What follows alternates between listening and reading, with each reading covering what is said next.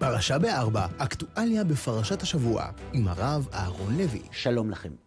שני אחים היו לסבא שלי, אחד מאמין ואחד כופר. אחד איבד את אשתו ואת הילדים בשואה ולמרות זאת נותר מאמין, ואחד שאיבד את אחיו בשואה ובגלל זה הפך לקומוניסט. הראשון עלה לארץ אחרי השואה והשני נותר בהונגריה כדי להגשים את האידיאל הקומוניסטי שלו. אלא שלמרות כל ההבדלים האלה, מכנה משותף אחד בכל זאת חיבר ביניהם. לשניהם לא היה המשך. לדוד המאמין שלי לא היה המשך, כי כדי שיהיה לאדם המשך, יש צורך בילדים, ולמרדכי בצ'י לא היו ילדים. לדוד צבי הירש לא היה המשך, למרות שהיו לו ילדים, כי כדי שיהיה ליהודי המשך, יש צורך בילדים יהודים שימשיכו אותו, והילדים של הדוד הקומוניסט שלי התחתנו עם בני זוג לא יהודים, וילדים כאלה בדרך כלל לא ממשיכים את ההורים היהודיים שלהם. את שניהם פגשתי. את מרדכי בצ'י כשהייתי ילד, ואת הדוד צבי הירש עשרות שנים לאחר מכן. את מרדכי בצ'י כשהוא עוד היה בחיים, ואת הדוד צבי הירש רק אחרי שהוא מת. מדי שנה, אחרי שאשתו של מרדכי בצ'י נפטרה, אבא היה נוסע להביא אותו אלינו לחג הסוכות, לא לפני שהוא היה מזכיר לנו שמרדכי בצ'י הוא איש צדיק מאוד, ושנשתדל לא להפריע לו, וכך היה. אנחנו לא הפרענו לו, והוא לא הפריע לנו. הוא היה יושב בסוכה כמעט כל היום, בלי להוציא הגה מהפה. מעולם הוא לא התערב בשיחות שלנו, ואפילו עם סבתא שלי שהייתה גיסתו, הוא לא הרבה לדבר. הוא פשוט היה שם, חלק מהנוף. הייתה סוכה, היו קישוטים, ולנו היה גם מרדכי בצ'י משלנו. כילד, מאוד סקרן אותי, איזה מין דוד מוזר יש לנו, האם הוא בכלל יודע מי אנחנו, למה הוא כל הזמן שותק, ובכלל, האם הוא מודע לכל מה שקורה סביבו? מה שבכל זאת גרם לי להבין שהוא איתנו לגמרי, היו שני דברים. החיוך הקטן שהזיז את השפתיים שלו כשהיינו משחקים לידו, והדמעות שהיו זולגות לו מהעיניים כשהוא היה צוחק. כששאלתי פעם את אמא שלי, למה מרדכי בצ'י לא מרבה לדבר? היא אמרה שמי שכואב לו בלב, קשה לו לדבר בפה, ושהלב של מרדכי בצ'י מאוד מאוד כואב. טוב, אמרתי לה, אז למה כשהוא מחייך הוא גם בוכה? ואז אמא הסבירה לי בסבלנות שמרדכי בצ'י מחייך בגלל שאנחנו מזכירים לו את 4 הילדים שהיו לו, ושהוא בוכה בגלל שהם נרצחו בשואה, שהוא מחייך כי הוא מאוד מאוד אוהב ילדים, ושהוא בוכה כי לילד האחרון הקטן שלו, עד היום הוא לא יודע איך אשתו קראה, כי אשתו הראשונה שנרצחה יחד עם הילדים שלו, נתנה לתינוק שלו שם רק אחרי שהוא נפרד מהם, וכשהוא חזר מהמחנות, אשתו כבר לא הייתה שם כדי לספר לו איך היא קראה לתינוק שהוא בכלל לא הכיר. כילד לא כל כך הבנתי את מה שאמא שלי סיפרה, אבל כשהתבגרתי, מאוד רציתי לדבר עם מרדכי בצ'י, רציתי לדעת על מה שעבר עליו, אבל בעיקר לשאול אותו שאלות. רציתי להבין איך איש צדיק כמוהו מתמודד עם שכול נורא כל כך, איך האמונה שלו לא נסדקה למרות כל מה שהוא עבר, אבל בעיקר לשאול אותו איך מרגיש אדם שמזדקן ללא ילדים למרות שהיו לו 4. אלא שלמרות שמאוד רציתי, זה לא קרה, גם כי מרדכי בצ'י לא דיבר טוב עברית, אבל בעיקר בגלל שהונגרית, הבושה שלי לא הצליחה לדבר. לכן עד היום אין לי תשובות לשאלות שרציתי לשאול אותו. אלא חברים, ששאלות רציתי לשאול גם את צבי הירש רוזנברג, האח הקומוניסט של סבא שלי, שהחליף את השם שלו לגב וודוש. למה רציתי לשאול?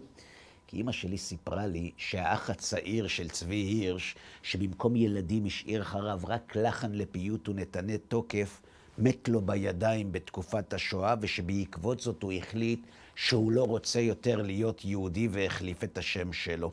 את הדוד הזה רציתי לשאול שאלות אחרות לגמרי. אותו רציתי לשאול אם הוא מתחרט גם על זה שהוא היה קומוניסט, כמו שהוא התחרט על זה שהוא מל את הבן שלו. אותו רציתי לשאול אם הוא מתחרט על זה שהוא בחר להקריב את החיים שלו בשביל אידיאל שהתפרק לרסיסים אחרי 70 שנה, ושהאם הקומוניזם שהכזיב היה שווה את ניתוק כל המשפחה שלו מהשלשלת היהודית. אלא חברים, שצבי הירש, האח הקומוניסט של סבא, פגשתי רק אחרי שנפטר, ולכן לא שאלתי אותו שאלות.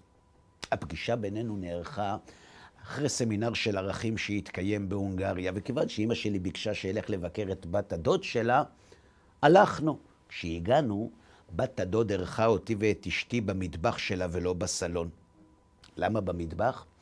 כי בסלון, כך היא הסבירה מאוחר יותר בטלפון לאמא שלי, ישנו כד שבתוכו נמצא האפר של גב וודו שאבא שלה, והיא חשבה שזה לא מתאים לארח יהודים דתיים במקום שיש אפר של מת. במטוס, בדרך לארץ, שיתפתי את אשתי במחשבות המבולבלות שלי כדי שתעשה לי בהם סדר. איך זה יכול להיות? שאלתי אותה. איך יכול להיות ששני אנשים שהתחנכו באותו בית וחוו את אותם זוועות בדיוק יסיקו מסקנות הפוכות כל כך? איך זה שמורדכי בצ'י, ששיקל את אשתו ואת 4 הילדים שלו, וגם מאשתו השנייה לא זכה להעמיד צאצאים, בכל זאת נותר נאמן לאמונתו באותה תקיפות שבה האמין לפני השואה? ואילו האח הקומוניסט של סבא, שראה את אותם זוועות, יהפוך לכופר? איפה ההיגיון? אם השואה מחייבת לאבד את האמונה חס ושלום, איך מורדכי בצ'י נותר מאמין? ואם היא מחייבת את התעצמות האמונה, איך צבי הירש הפך לכופר? זה כי הוא לא היה כופר, ענתה לי אשתי. לכפירה אין מקום בעולם שבו השחור שחור והלבן לבן. הכפירה יכולה להתקיים רק בעולם אפור ומעורפל. בעולם שבו הטוב ברור כמו שמש, אי אפשר לא לראות את הקדוש ברוך הוא, כי כשדברים מסתדרים ומתחברים בלי להתחשב בסטטיסטיקה או בחוקי טבע, רק קוראים לזה נס. וכשמתרחשים ניסים, הטבע והמקריות נקראים לגזרים, וכשאין מקרה ואין טבע, יש השגחה, וכשרואים את ההשגחה בעיניים, הרי אי אפשר לכפור, גם אם מאוד רוצים. לכפירה היא אמרה לי, יש מקום רק בעולם מעורפל באפור, רק בעולם שבו הדברים מתנהלים באופן טבעי, רק בעולם שבו הטוב והרע מעורבים זה בזה, רק בעולם שבו לפעמים טוב ולפעמים רע, בעולם שבו לצדיקים לא תמיד טוב ולרשעים לא תמיד רע. בעולם כזה צריך להתגבר על תחושת המקריות כדי לראות את ההשגחה, ולכן רק בעולם כזה יש מקום לכפירה. זה הגיוני מאוד, אמרתי לה, אבל הרי שני האחים של סבא שלי חיו באותו עולם, אז איך כל אחד ראה משהו אחר? פשוט מאוד, אמרה לי אשתי. כשהטוב מתפרץ, מעבר לסטטיסטיקה, אי אפשר לא לראות את ההשגחה, בגלל שאי אפשר להסביר את הטוב הזה בכלים טבעיים ושכליים. ומה בקשר לרע? היא שאלה, מה קורה כשהרע מתפרץ מעבר לסטטיסטיקה? לא אותו דבר?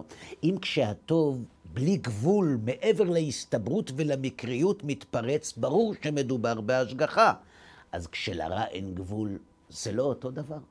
אם כשהסטטיסטיקה שנשברת, כשהטוב מושפע בלי גבול, ההשגחה מתגלה בבהירות, כשהיא נשברת בגלל הרע, האם אנחנו לא אמורים לראות אותה באותה מידה?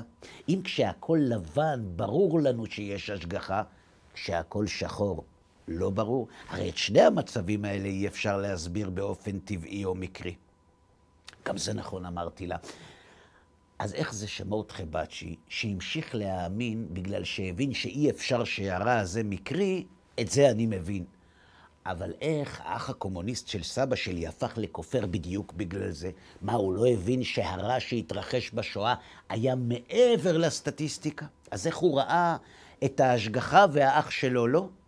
אלא שאז הדייל הודיע ברמקול שצריך לחגור חגורות ושמתכוננים לנחיתה, ואז חזרנו למציאות שתמיד יותר חזקה משאלות, גם אם הן מאוד קשות. את התשובה לשאלה האחרונה לא קיבלתי באותה טיסה. היא הגיעה מאוחר יותר, כשלמדתי את פרשת השבוע. בפרשת תזריע מלמד משה רבנו את בני ישראל את הלכות הנגעים, והוא מפרט בפניהם את ההלכות השונות שלפיהם נקבע אם הנגע טמא או טהור. ישנם מקרים, כך מלמד משה, שבהם אין ודאות אם הנגע טמא או טהור, ואז הכהן נדרש לבודד את האיש המנוגע כדי לראות כיצד מתפתח הנגע. לעומת זאת, ישנם מקרים שבהם אין צורך בבידוד, משום שברור לגמרי שמדובר בנגע טמא. וכך נאמר בפסוק.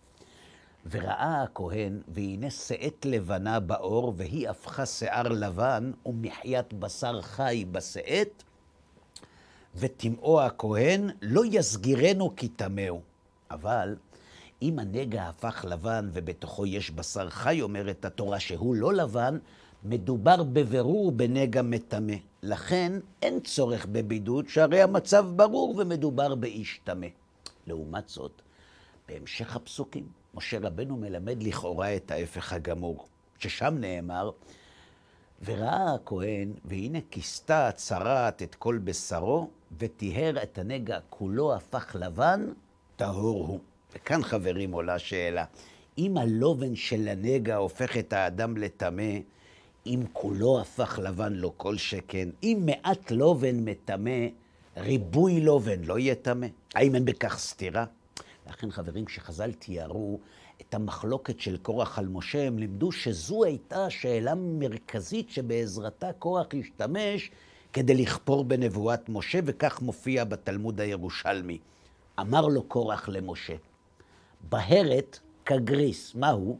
אמר לו טמא. פרחה בכולו, אמר לו טהור.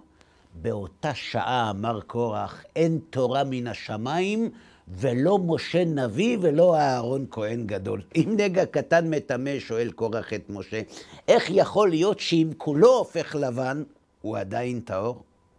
אלא חברים שהמדרש לא מגלה מה ענה משה לקורח על שאלתו. על השאלה הזאת משיב מהר"ל מפראג בחידושי אגדות. לדעת המהר"ל, ההשגחה מתגלה בגוף האדם בשני מצבים הפוכים, בבריאות השלמה ובמוות. כשהיא נמצאת ומחיה את הגוף באופן תקין, וכשהיא מסתלקת ממנו ברגע המוות. בבריאות, משום שאז הגוף מתפקד באופן תקין ומושלם, כמו שראוי לנשמה שמחיה אותו, ובמוות, כשהנשמה מסתלקת ומותירה את הגוף במצב הטבעי, כשהוא בלעדיה. לכן, למרות הניגוד בין הבריאות למוות, המצב הטבעי של הגוף הוא או בריאות או מוות.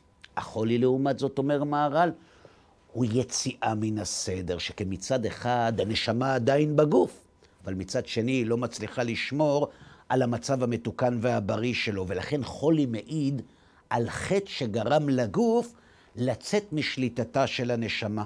ולכן למרות שהיא עדיין בגוף, הגוף חולה. לכן מסביר מהר"ל, אם רק חלק מן האור לבן האדם טמא, אבל אם כולו הפך לבן הוא טהור. כשרק חלק מהגוף נגוע, הדבר מעיד על מצב לא טבעי לגוף. שהרי חלקו בריא, בגלל שהנשמה מחיה אותו, אבל חלקו חולה למרות שהיא מחיה אותו, וזה הרי לא טבעי לגוף. לא טבעי כי הוא עדיין חי, ולא טבעי כי הוא עדיין לא מת. מצב לא טבעי כזה מלמד שהנגע הופיע בגלל החטא, ולכן נגע כזה, אומר מהר"ל, מטמא. אבל כשכל הגוף הופך לבן, זה הפוך לגמרי מהבריאות הטבעית, והופכיות חריפה כל כך מעידה, שהנגע הזה נוצר בהשגחה פרטית ולא טבעית, ולכן הוא טהור, כי ההשגחה מתגלה דרכו. כשהאור גם בריא וגם חולה, הנגע טמא כי זה לא טבעי, אבל כשהוא בריא לחלוטין, או נגוע לחלוטין, זה הכי טבעי, ולכן אם זה קורה, אומר מהר"ל, האדם טהור. איך זה קשור לשואה, אתם שואלים? פשוט מאוד. אם הכפירה בלתי אפשרית כשהכל טוב, כיוון שאז מתגלה ההשגחה, היא גם בלתי אפשרית כשהכל רע, כי גם אז מתגלה ההשגחה. כי בשני המצבים האלה מתברר שלא מדובר במצב מקרי או אקראי, אלא בהשגחה פרטית. וכיוון שבשואה הכל היה רע, ברור שגם הרע הנורא הזה נעשה בהשגחה מגולה וברורה, ממש כמו זו שמתגלה כשהכל טוב. אלא שאם היא כל כך גלויה, איך זה שהאח הקומוניסט של סבא שלי בכל זאת כפר בבורא אחרי השואה?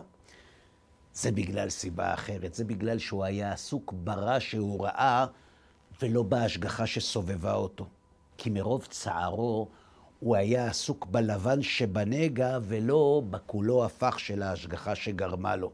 בעוד מרדכי בצ'י היה עסוק בכולו הפך, שממנו למד שאפילו הרע נעשה בהשגחה. היה עסוק האח השני של סבא שלי בלבן שהכאיב לו כל כך, עד שהוא לא היה מסוגל לראות את ההשגחה שמתגלה בכולו הפך. זה כל ההבדל. לכן חברים, אם פגשתם ניצולי שואה שאיבדו את האמונה שלהם כמו האח הקומוניסט של סבא שלי, אל תחשבו לרגע שמדובר בכופרים. מדובר בבני אדם מאמינים שעוצמת הכאב שחוו בתקופת הרע הייתה כל כך חזקה, שהאפילה על היכולת שלהם לראות את הכולו שבה הפך לבן, ולכן למרות כפירתם המדומה, טהורים הם. מצד שני, אם פגשתם ניצולי שואה שלא רק שלא איבדו את אמונתם, אלא אף התחזקו בה, כמו מורדכי בצ'י, האח של הסבא שלי, הרי ברור שטהורים הם, שהרי לא מדובר בבני אדם, אלא במלאכים. שבת שלום. פרשה ב4, אקטואליה בפרשת השבוע, עם הרב אהרון לוי.